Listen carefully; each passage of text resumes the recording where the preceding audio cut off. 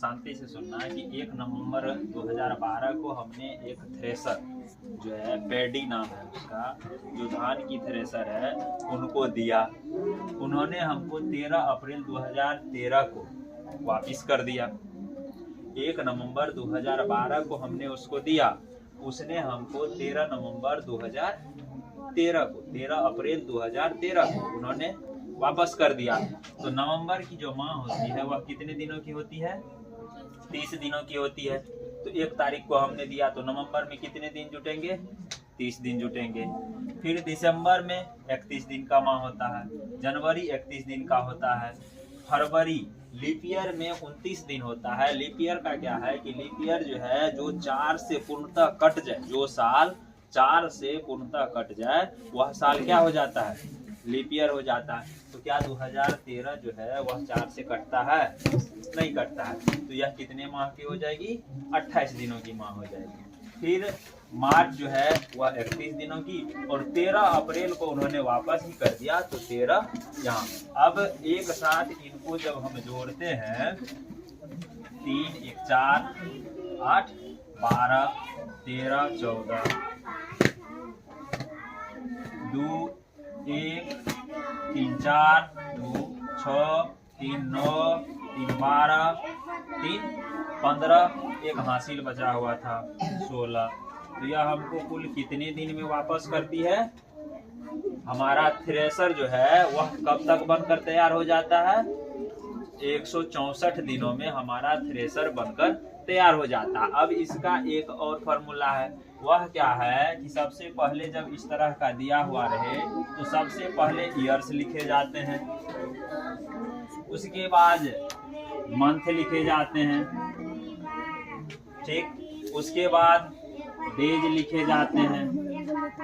तो जो ज्यादा ईस्वी वाला समय होता है उसको पहले लिखा जाता है। तो 2012 में हमने दिया और 2013 में हमको दिया, तो 2013 से हम लिखना शुरू करेंगे।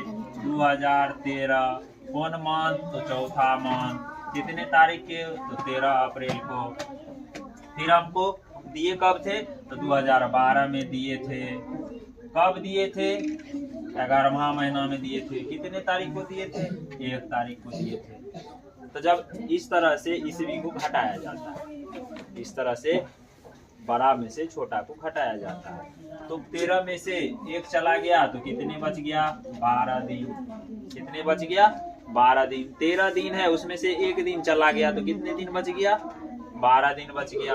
अब मंथ है तो मंथ अगर ऊपर में कम है नीचे में ज्यादा है तो क्या हो जाता है कि इसमें जो पैसा लिया जाता है उसमें 12 मंथ, 1 साल पैसा लिया जाता है। 1 पैसा लेंगे तो इसका मतलब उस साइड 12 मंथ में कितने जुटेगा?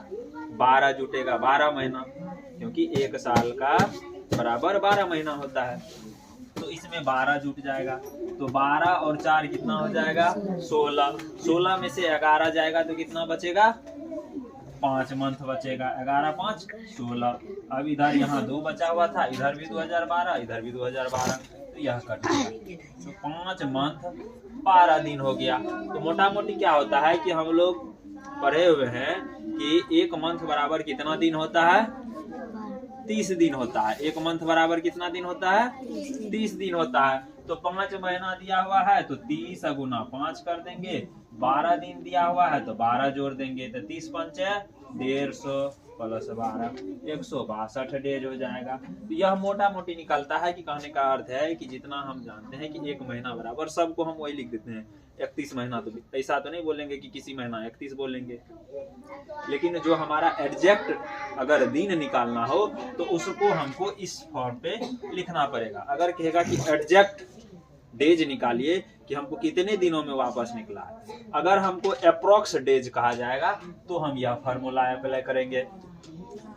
इस पर एग्जैक्ट डेज नहीं निकलेगा, इसीलिए नहीं निकलेगा कि कोई महीना 28 का होता है तो कोई महीना 31 का होता है तो कोई महीना 30 का होता है। जब सारा महीना 30 का होता तब हमको एग्जैक्ट निकलता, लेकिन एग्जैक्ट किस पर निकालना है?